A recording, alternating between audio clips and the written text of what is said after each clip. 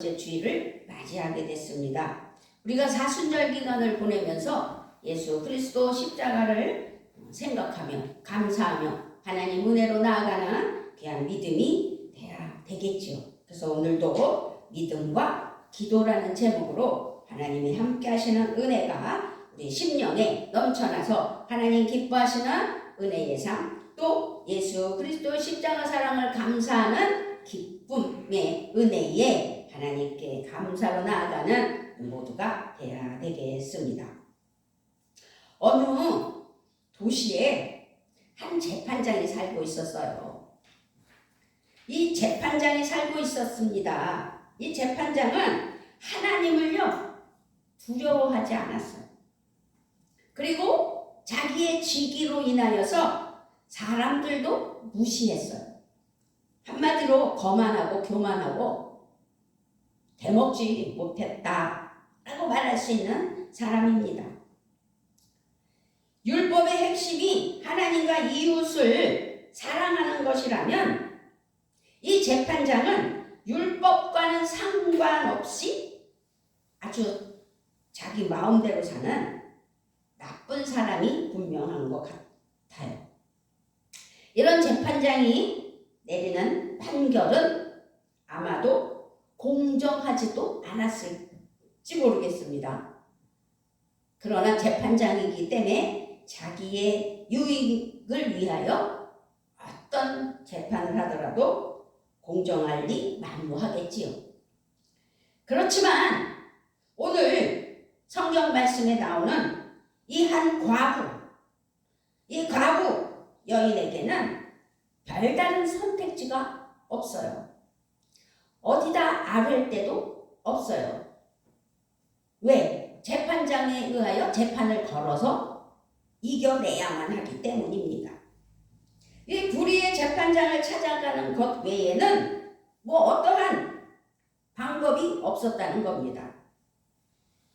달리 억울함을 풀 방법이 그녀에게는 없었을 뿐이라는 것입니다. 그렇게 이 과부는 불의한 재판장에게 매일 찾아갔다는 이야기예요. 재판장에게 갔다는 이야기입니다. 사람을 무시하는 재판장, 그런 재판장이 그녀의 말을 들을 리가 없죠. 그녀의 말을 듣지 않을 것이 뻔했고 어쩌면 더 억울한 일을 당할 수도 있는 그런 상황이 될 수도 있습니다. 그런데도 불구하고 그녀는 끊임없이 자주 여러 번 이 불의한 재판장을 찾아가는 거예요. 이것을 예수님이 오늘 본문에서 비유로 말씀해 주신 거예요. 1절 예수께서 그들에게 항상 기도하고 낙심하지 말아야 할 것을 비유로 말씀하여 이르시되 어떤 도시에 하나님을 두려워하지 않고 사람을 무시하는 한 재판장이 있는데 그 도시에 한 과부가 있어 자주 그에게 가서 내 원수에 대한 나의 원한을 풀어주소서.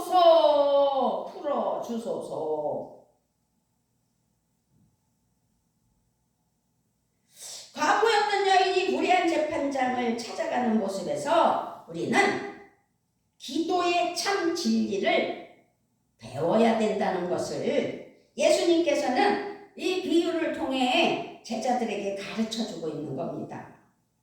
예수님께서는 기도가 우리의 일상이 되어야 한다고 말씀하면서 비유로 가르쳐주고 계시는 겁니다.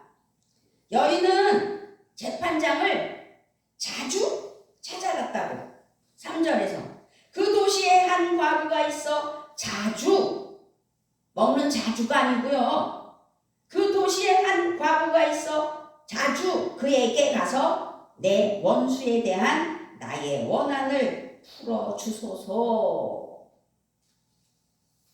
그렇지만 그 재판장은 그녀의 말을 듣지 않았다고 그랬어요. 4절에 보니까 그가 얼마 동안 듣지 아니하다가 후에 속으로 생각하되 무시하나 5절 이 과부가 나를 번거롭게 하니 내가 그 원한을 풀어주리라. 그렇지 않으면 늘 와서 자주 와서 여러 번 와서 나를 괴롭게 하리라. 그 괴로움이 싫었던 거죠. 자신의 말을 귀담아 들을 생각도 없는 재판장을 자주 찾아가는 이 과부, 이 여인의 심정을 상상해 보시길 바랍니다. 얼마나 안타까운 거예요. 그녀는요, 어떤 마음으로 재판장을 찾아갔을까? 그것도 자주 찾아갈 수밖에 없는 상황. 그런데 그 찾아가는 과정, 여러 번, 자주, 매일 그 발걸음이 즐거웠겠느냐는 것입니다. 당시 과부의 삶은 억울한 일을 당해도 호소할 사람도 없고 그저 침묵하고 참는 것이 일상이었어요. 그렇지만 이 여인은 이것을 자신의 일상으로 받아들이지 않았던 것입니다. 해결받기를 원했던 것입니다. 그녀는 억울해도 참아야 했고 그 참아야 하는 과부의 일반적인 삶을 오히려 거부하며 재판장을 찾아가서 해결을 받아야 되겠다고 생각한 것입니다. 그리고 자신의 말을 듣지도 않는 이 불의한 재판장의 마음을 고쳐서 해결이라도 받아야 된다는 생각을 했던 것입니다. 그렇게 재판장의 마음을 고쳐 해결받기 위해 끊임없이 그를 찾아갑니다. 이처럼 끊임없이 자주 여러 번 항상 찾아갑니다. 여기서 무슨 생각이 들어요?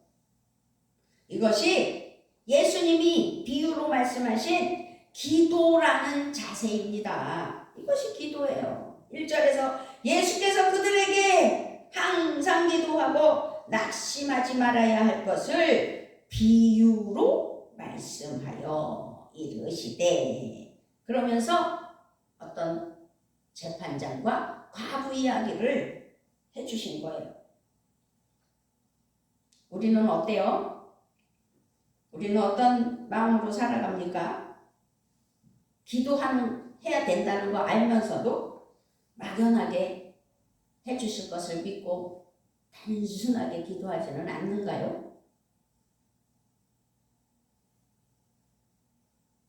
기도는요, 하나님 앞에 정말 목숨 걸고 기도해야 된다는 것을 깨달아야 돼요. 제가 요번에 깨달았잖아요. 요번에가 아니라 2년 동안 기도하면서 깨달았잖아요. 얼마나 힘들었을까요? 일본에 간 아들, 나를 버리고 갔다는 아내, 그러니까 우리 며느리, 그 얼마나 힘든 일이에요. 그런데 하나님 앞에 기도하면 해결된다는 것을 깨달았다는 겁니다. 기도 외엔 다른 방법이 없다고 말씀하셨잖아요. 기도해야 된다는 거죠.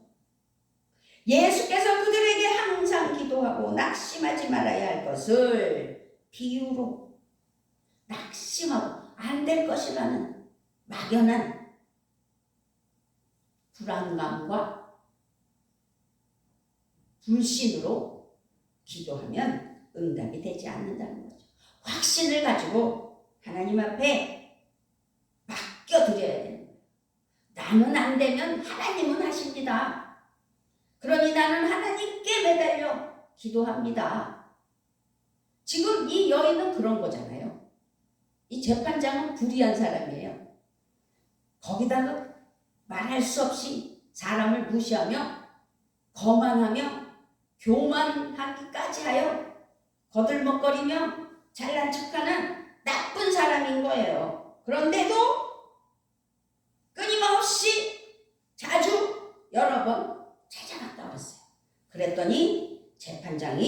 어떤 생각을 했어요? 5절이에요. 이 과부가 나를 번거롭게 하니 내가 그 원한을 풀어주리라. 그렇지 않으면 늘 와서 나를 괴롭게 하리라 하였느니라. 자기 생각에 아니 이 과부 이 여인이 이렇게 와서 나를 번거롭게 하니 내가 어떻게 헤어날 수 있나? 그러니 나를 더 괴롭히지 못하게 그가 원하는 것을 해결해 줘야 되겠다. 그러면서 예수님이 말씀하세요. 불의한 재판장이 말한 것을 들으라. 불의한 재판장이 나쁜 사람이잖아요. 사람을 무시하잖아요. 거만하잖아요. 재판도 불의하게 하니 엉망진창일 수도 있잖아요. 그런 사람이 이 여인이 어떤 억울함이 있었는지는 우리는 모르지만 이 재판장이 해결해 줄 수밖에 없는 상황이 됐잖아요. 그러니 하나님께 우리가 바른 신앙을 가지고 하나님께 바른 마음으로 하나님이 일해 주실 것을 믿고 상황을 설명하며 하나님께 맡기고 기도할 때 하나님이 해결해 주시는 것 아니겠습니까? 그것이 기도예요. 그러면서 7절에서 하물며 하나님께서 그 밤낮 부르짖는 택하신 자들의 원한을 풀어주지 아니하시겠느냐? 그들에게 오래 참으시겠느냐? 하나님께 그렇게 해보라 이거죠. 하나님께. 그렇습니다. 기도한다는 것은 자신에게 주어진 그릇된 평범함을 거부했던 과부의 걸음과 같은 거예요. 우리에게 기도가 일상이 된다는 것은 죄악이 평범한 것이 되어버린 세상을 거부하는 것이지요. 죄악이 평범한 것이 된 그것을 거부하며 바른 신앙으로 살아가겠다. 그래서 하나님 은혜 아래 은총을 받아 이 땅에서 하나님께 인정받은 사랑하는 자녀들이 누림의 복으로 하나님의 것을 누리며 하나님 은혜 아래 살다가 우리의 생이 마감될 때 천국에서 환영받는 은혜가 되게 하는 삶. 그것이 우리의 기도의 일상이고 우리의 삶이라는 사실입니다. 그런데요, 이 재판장은 그릇되고 참된 사람이 아니잖아요. 그런데 이 사람은 그래도 재판장이라는 그 무기가 있지만 거짓말로 살아가는 사람들은요, 종말이 참 무섭더라고요. 그 호주에서 태권도 사범이 관장이 한 가족을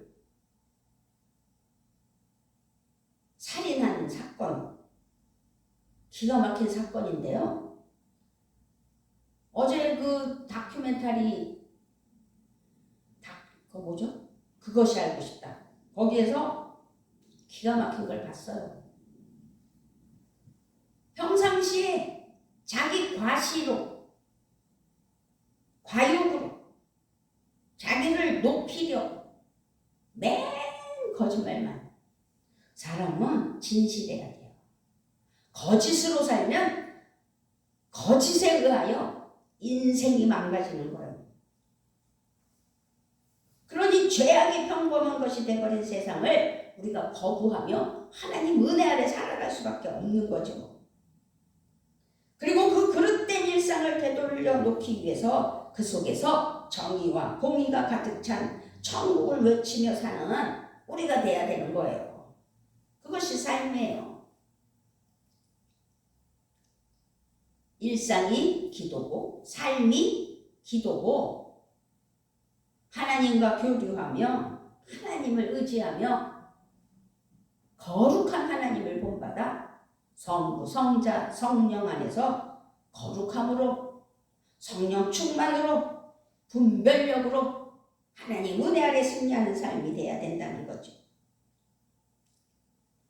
기도는 단순히 내가 바라는 것을 떼쓰고 얻어내는 행위는 절대 아니라는 사실이지요. 또 기도는 억울한 일을 당한 이에게 공의와 정의가 흐르는 하늘나라를 소개하는 일이고, 질병으로 고통받는 이들에게 눈물과 아픔이 없는 천국으로 동행하는 일이고, 전쟁이 사라지지 않는 세상에 평화를 선포하는 일이라는 사실입니다. 그러니 우리가 주님 안에서 신실한 하나님의 사랑하는 자녀들로 살아가야 된다는 것이죠. 무서운 게 인간이라는 사실입니다. 자기를 과시하기 위하여 모든 것들을 거짓으로, 사단인데 팔단, 어디서 인증받아 어디 대학 교수 다 가짜로 만들어 놓고, 그런 사람이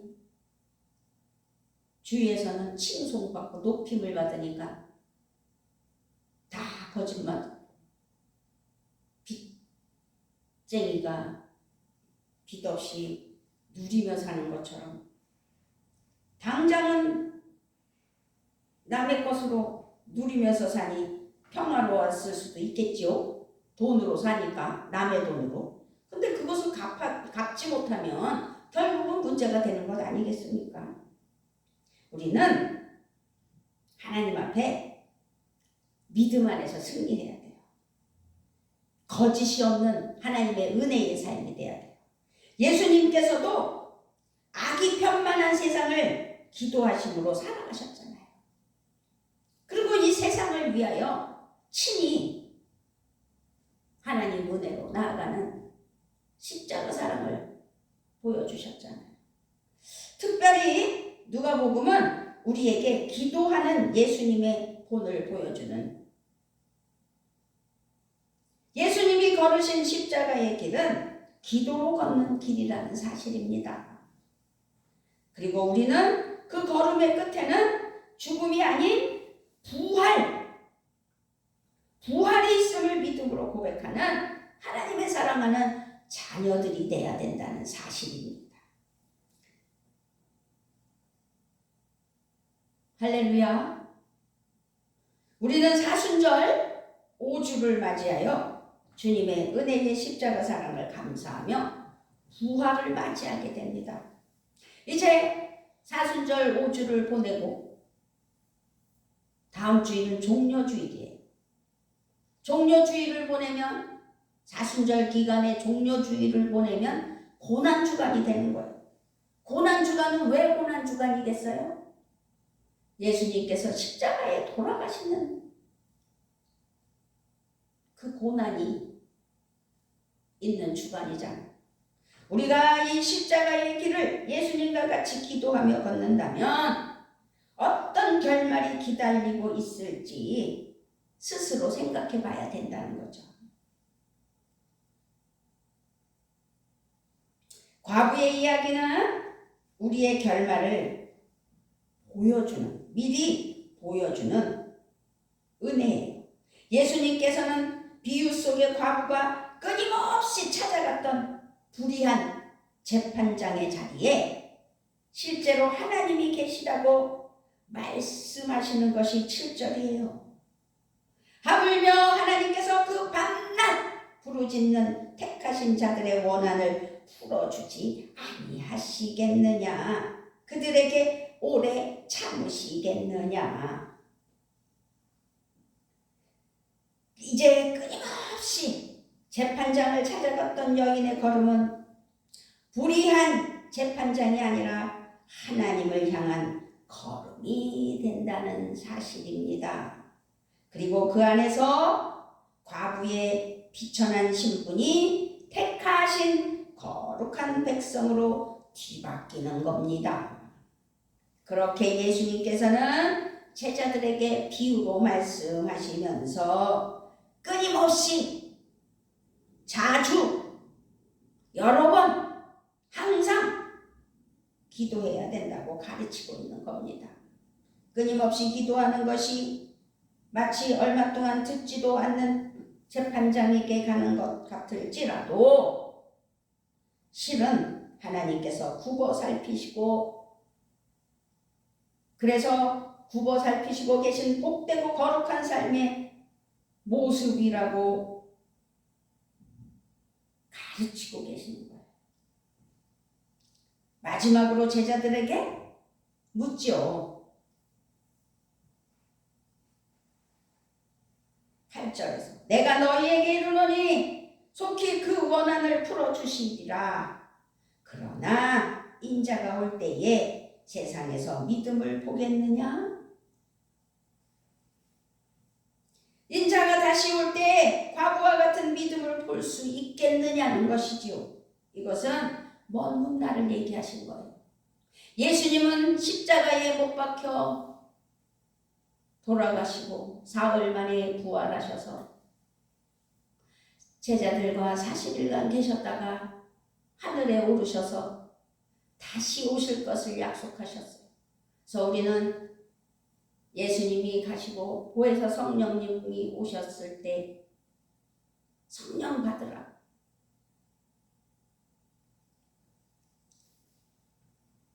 다시 오실 예수님,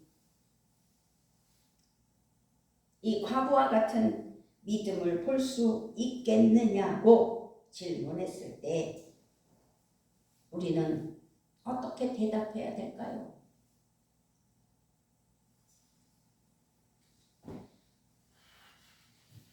하나님 앞에 신실해야 돼요. 평안교회에 부흥을 위한 외침도 중요해요. 그러나 나 하나 바른 신앙이 되기 위해서라도 하나님께서 평안교회를 세웠다면 오늘 말씀을 잘 묵상하고 잘 깨달아 예수님이 비유로 말씀하신 이 불의한 재판장과 과부의 이야기를 통해서 하나님께 끊임없이 여러 번 자주 끝까지 항상 기도하여 하나님의 응답을 받는 은혜가 있어야 될 줄 믿습니다. 아멘. 그리고 예수님께서 반드시 다시 오실 텐데 심판 때에 재림 때에 다시 오셔서 이 과부와 같은 믿음을 볼 수 있겠느냐고. 내가 너희에게 이르노니 속히 그 원한을 풀어주시리라. 그러나 인자가 올 때에 세상에서 믿음을 보겠느냐 하시니라. 이 8절 말씀처럼 우리가 대답할 수 있어야 돼요. 그렇습니다. 이제 우리가 대답할 차례예요. 네, 주님, 그 믿음이 여기 있습니다. 마라나타, 다시 오신 예수님, 어서 오시라고 기다렸습니다. 나를 받아주소서.